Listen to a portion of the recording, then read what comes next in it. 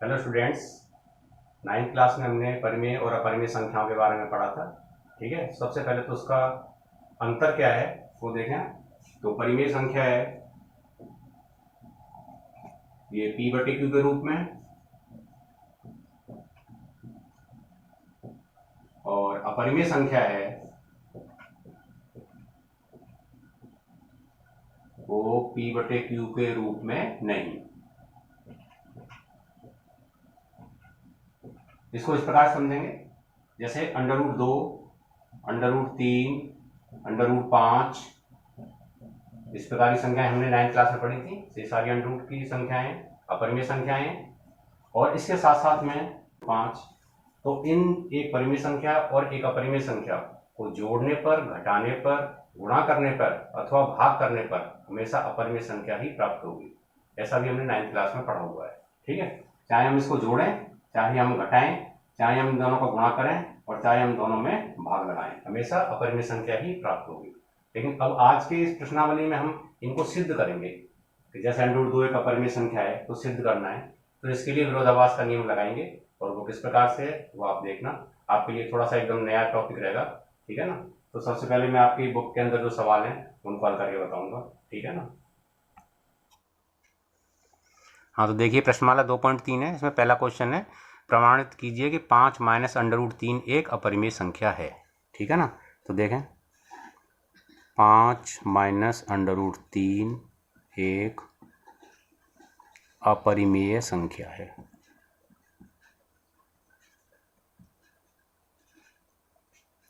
देखिए इसको सिद्ध करने के लिए क्या करें, इसके विपरीत ले लेंगे।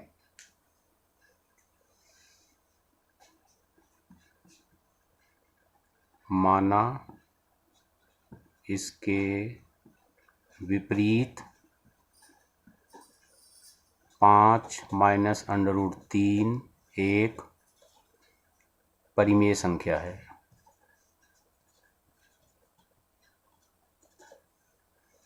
तब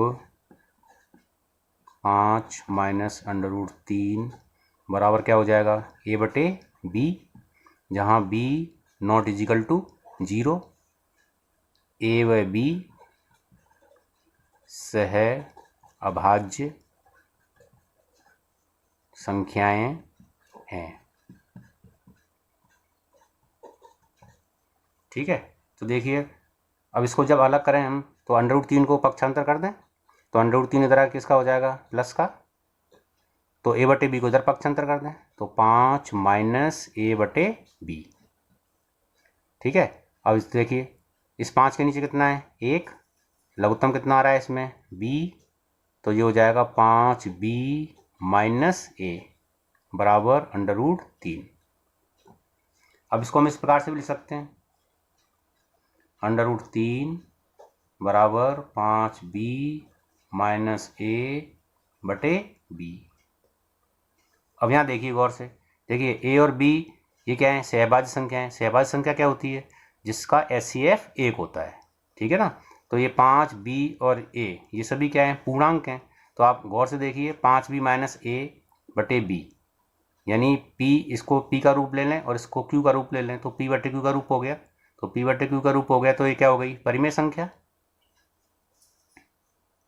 तो यहाँ 5b माइनस a/b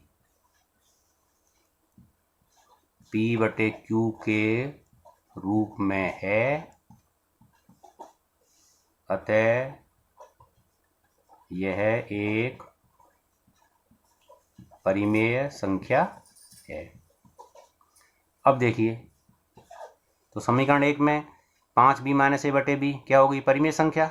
तो √3 के सामने यहाँ पे क्या लिखेंगे, परिमेय संख्या। तो फिर क्या हो जाएगा, √3 भी क्या हो जाएगी एक, अतः √3 एक परिमेय संख्या है।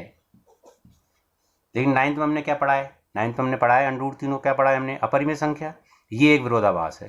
तो जब हमने इसको हल किया है और हमने परिमेय संख्या को मानते हुए इसको हल किया है तो √3 हमारे हिसाब से क्या आ गई है, परिमेय संख्या, जबकि वास्तव में √3 क्या होती है, अपरिमेय संख्या है। ये एक विरोधाभास है। तो यहाँ थोड़ी सी भाषा है वो आपको लिखनी पड़ेगी। यह इस तथ्य का विरोध करता है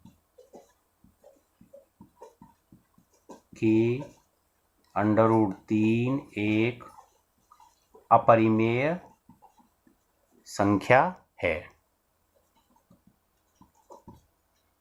या फिर हम इसको ऐसे भी लिख सकते हैं, यहाँ पर क्या आ गया, √3 एक परिमेय संख्या, किंतु हम जानते हैं कि वास्तव में √3 क्या होती है, एक अपरिमेय संख्या। अब ये एक विरोधाभास है।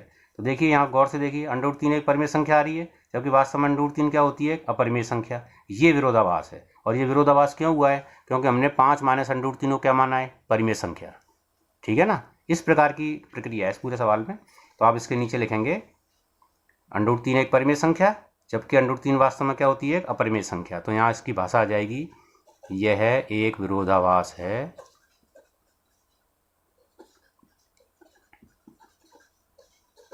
जो हमारी गलत कल्पना के कारण, गलत कल्पना क्या है कि हमने 5 माइनस √3 को क्या माना है, एक परिमेय संख्या है, हमने गलती माना है। तो ये गलत कल्पना के कारण हो रहा है। जो विरोधाभास हो रहा है वो गलत कल्पना के कारण, जो हमारी गलत कल्पना के कारण हुआ है। अतः सवाल पे आ जाएंगे, 5 माइनस √3 एक अपरिमेय संख्या है। इस प्रकार के क्वेश्चन है इसमें। तो 9th क्लास में हमने पढ़ा था, एक परिमेय संख्या और एक अपरिमेय संख्या है, चाहे हम इसको जोड़ दें, घटा दें, गुणा कर दें या भाग कर दें, हमेशा क्या प्राप्त होगी, एक अपरिमेय संख्या। तो इस अपरिमेय संख्या को, इसको अपरिमेय संख्या सिद्ध करने के लिए हमने इसका विपरीत ले लिया, परिमेय संख्या, और हमने जो लिया है उसको हमने विरोधाभास से क्या सिद्ध कर दिया, उसको गलत सिद्ध कर दिया। ठीक है ना। तो इस प्रकार से ये सवाल है, आप इसको नोट कर लें।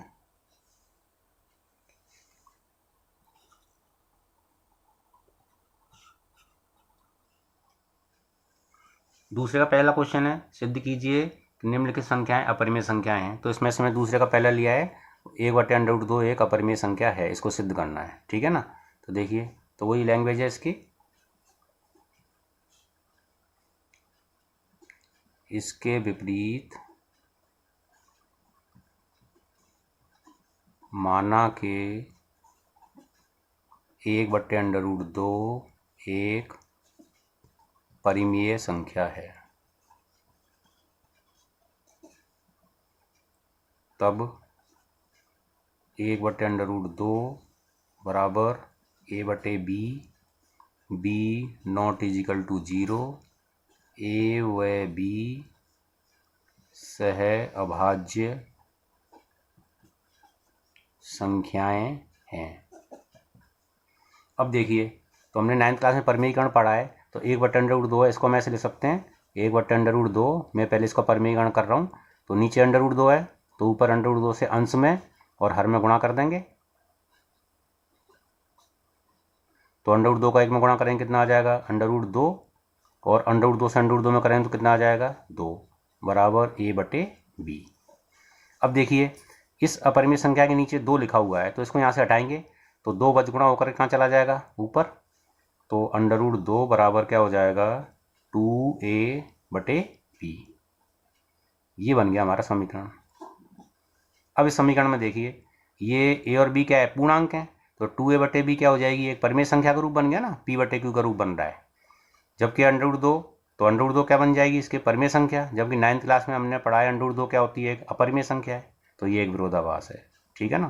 तो पहले सवाल की तरह से ही है, तो यहाँ लिखेंगे, यहाँ 2a/b p/q के रूप में है,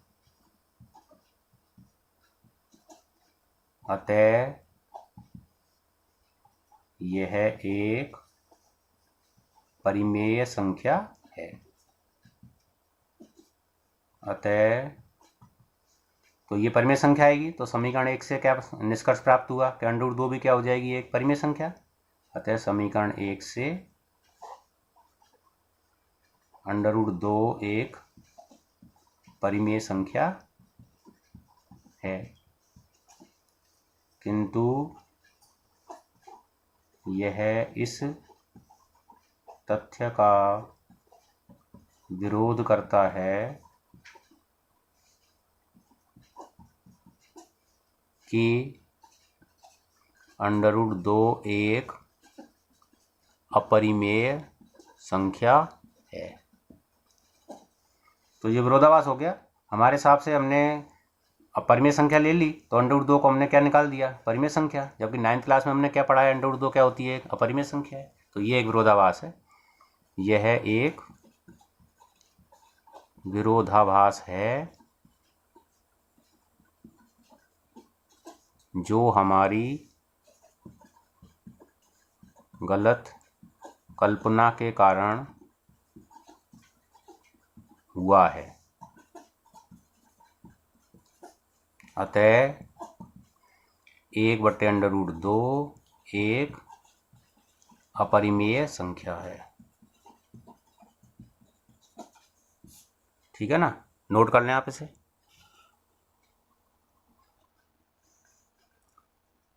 अब देखिए इसके अंदर दूसरे का और क्वेश्चन है, जैसे है 6 + अंडर रूट 2, इसको करना है तो उसी पहले सवाल की तरह से ही है, a/b मान करके 6 को इधर पक्षांतर कर देना और पक्षांतर करके पहले सवाल की तरह से हो जाएगा।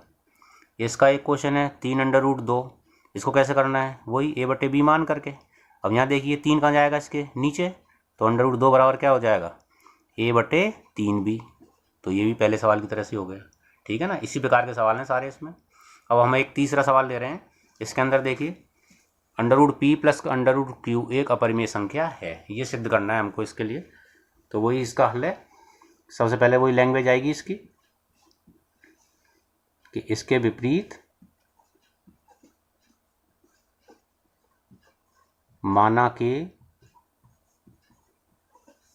Under root p + under root q एक परिमेय संख्या है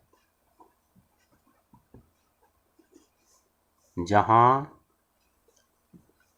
under root p + under root q बराबर क्या हो जाएगा, a/b। b not equal to क्या हो जाएगा, 0। a व b क्या मान लेंगे इसमें, सह अभाज्य संख्याएं। ठीक है ना। अब देखिए इसको कैसे हल करेंगे आगे। तो under root p + under root q बराबर a/b। तो मैं अंडर रूट q को इधर पक्षांतर कर देता हूँ, तो अंडर रूट p बराबर हो जाएगा a/b minus under root q। ठीक है ना। अब देखिए दोनों पक्षों में वर्ग कर देते हैं, दोनों पक्षों में वर्ग करने पर तो p का स्क्वायर और यहाँ पर हो जाएगा a/b minus under root q का होल स्क्वायर। तो p के ऊपर स्क्वायर के ऊपर अंडर रूट है तो कट जाएगा, तो p बचेगा इजिकल टू, यहाँ पर देखिए a माइनस b का होल स्क्वायर लगाएंगे तो a² माइनस 2a, b के स्थान पे कितना है अंडर रूट q प्लस फिर b के स्थान पे कितना है अंडर रूट q का क्या हो जाएगा स्क्वायर। तो इसको खोलेंगे तो जो हो जाएगा a² / b² minus 2a/b under root q plus under root q के ऊपर स्क्वायर है तो कितना हो जाएगा q। यहाँ पर क्या चल रहा है p। अब देखिए इस पूरे समीकरण में से ये अंडर रूट q है, इसको इन सबसे अलग करना है। तो किस प्रकार से करेंगे, तो इस पद को मैं इधर पक्षांतर करूंगा तो ये किसका है माइनस का, इधर आए किसका हो जाएगा प्लस का। तो जो हो जाएगा 2a under root q b बराबर a² / b²। उसके बाद में क्या है प्लस में क्या है q और p को इधर पक्षांतर करेंगे तो क्या हो जाएगा माइनस का हो जाएगा p। अब इसके नीचे कितना है 1, इसके नीचे भी कितना है 1, इसका एलसीएम कितना आ जा रहा है b²। तो यहाँ पे हो जाएगा a² minus qb² minus pb²। यहाँ प्लस का चिन्ह है। इधर क्या चल रहा है 2a अंडर रूट q/b। तो एक b से एक b कट जाएगा। अब वज गुणा करेंगे तो 2a का गुणा कहाँ करेंगे नीचे, तो अंडर रूट q बराबर a² plus qb² minus P B square upon 2a का गुणा नीचे हो जाएगा तो क्या हो जाएगा 2ab। अब देखिए ये यहाँ पर a b p 2 सभी क्या है पूर्णांक हैं, तो ये किसका रूप बन रहा है p बटे q का रूप बन रहा है, ठीक है ना। तो यहाँ RHS किसके रूप में है p बटे q के रूप में है। तो p बटे q के रूप में है तो अंडर रूट क्यू क्या हो जाएगी एक अंडर रूट क्यू एक क्या हो जाएगी परिमेय संख्या। किंतु फिर वही 9th क्लास वाली बात आ गई कि अंडर रूट क्यू एक परिमेय संख्या आ रही है, अपने हिसाब से आ रही है, लेकिन वास्तव में अंडर रूट क्यू क्या होती है एक अपरिमेय संख्या, ठीक है। तो ये यही विरोधाभास है, जो विरोधाभास हमारी गलत कल्पना के कारण हुआ है। जो पहले सवालों की लैंग्वेज है वही सवाल इस समय आएगी, वही लैंग्वेज। तो यह इस तथ्य का विरोध करता है कि अंडर रूट क्यू एक अपरिमेय संख्या है। हमारे हिसाब से क्या आ गई अंडर रूट क्यू परिमेय संख्या, जबकि वास्तव में अंडर रूट क्यू क्या होती है अपरिमेय संख्या है। तो ये विरोधाभास है, देखिए आप गौर से, यहाँ पे परिमेय संख्या आ रही है जबकि वास्तव में होती क्या है ये अपरिमेय संख्या। तो यह एक विरोधाभास है